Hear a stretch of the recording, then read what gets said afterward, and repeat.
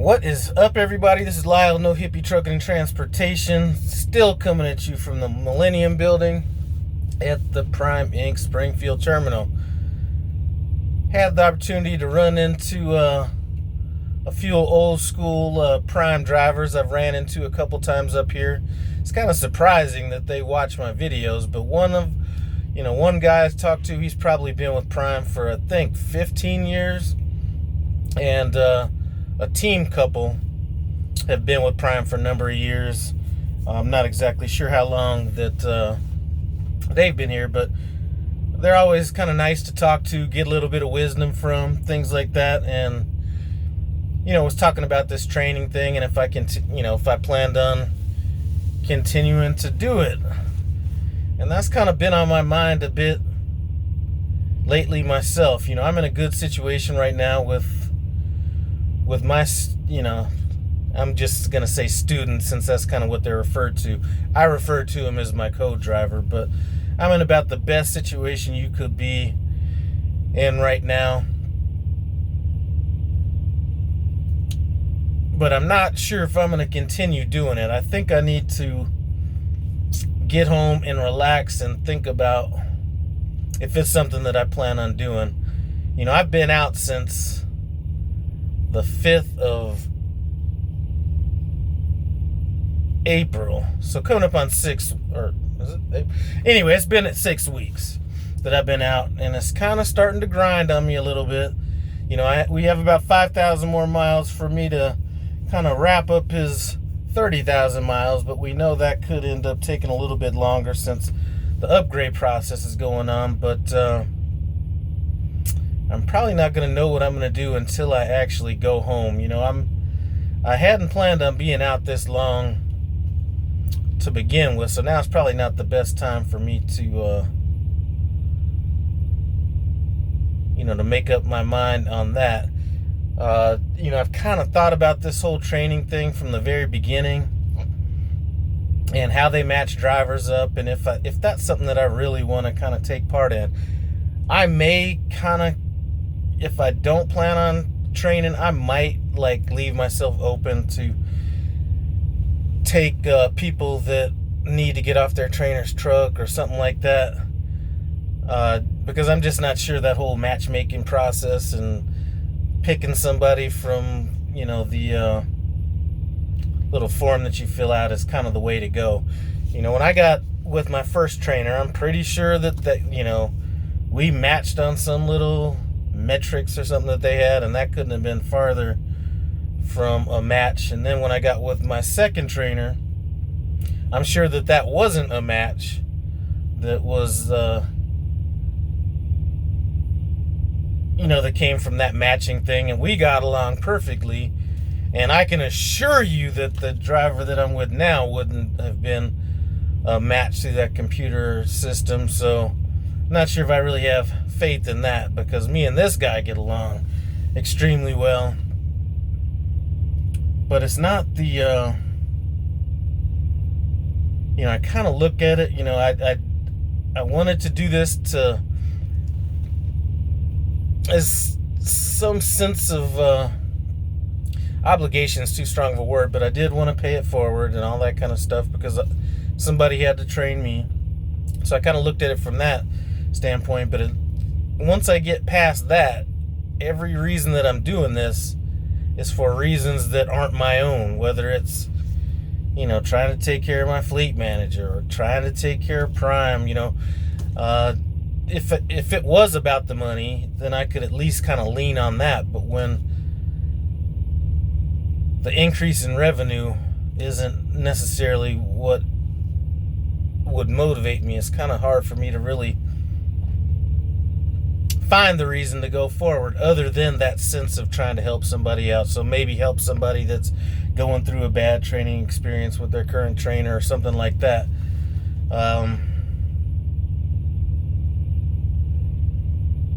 I've had to look inward myself and see if I even would consider myself a good trainer. And I don't know if I would technically be considered a good trainer or not. One thing I can say, and I've thought about this a lot today because I am at least trying to process this, is that one of the best things that I had going for me when I was a manager in the mortgage business was I was able to identify when I actually needed to get involved and when I didn't. So an example of this would be, if I have a mortgage banker and he was a runner or a hitter, whatever you want to call him. I guess you call him a runner in the trucking industry. If he was a hitter, in the mortgage business, my job as far as management was nothing but to support him and stay out of the way, or her. And likewise, there were other people that may have been equally as good, but they needed more involvement. They needed more,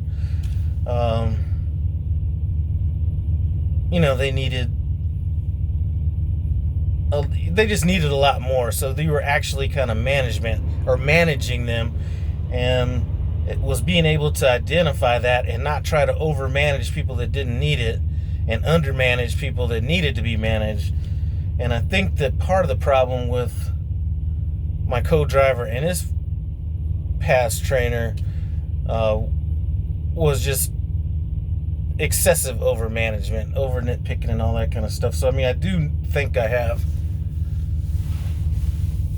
something to bring to the table. It's just, is this something that I can keep going forward with? Is it going to be something where I'm going to feel, or is it going to be something where I'm able to put in 8 weeks out, 6 weeks out, however long it's going to take to do it, and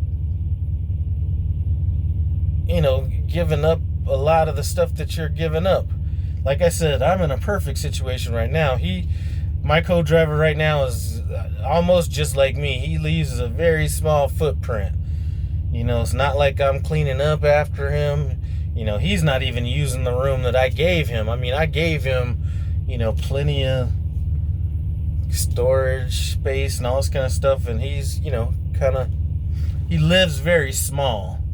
So he's not a burden or anything or anything like that, but you do give up, you just give up a lot.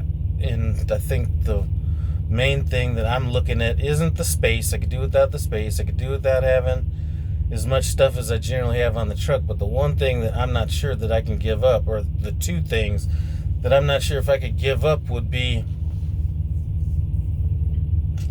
the sleep and the time away from home.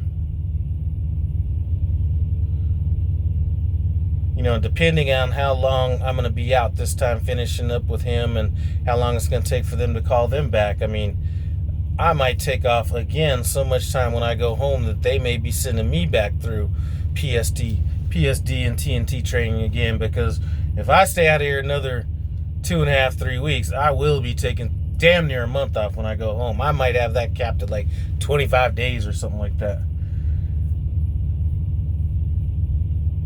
And again, while I talk about the sleep being kind of one of the things that I'm missing, and you just get that in any team situation, as far as a student trainer kind of dynamic, I'm probably getting the most amount of sleep that you can get, because this guy is automatic. If I tell him, when you get to this place, check in, do whatever, boom, boom, boom, he's like checking in, doing whatever he needs to do. I kind of wake up every time the truck stops just in case, but I'm not really having to get involved. So it's a very simple, it's a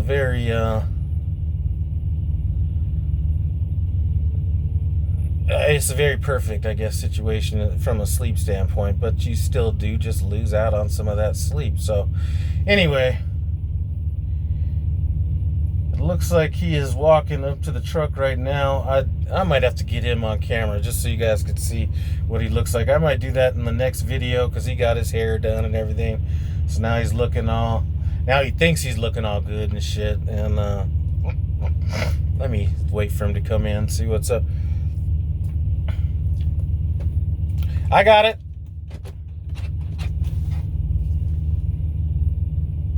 It's open.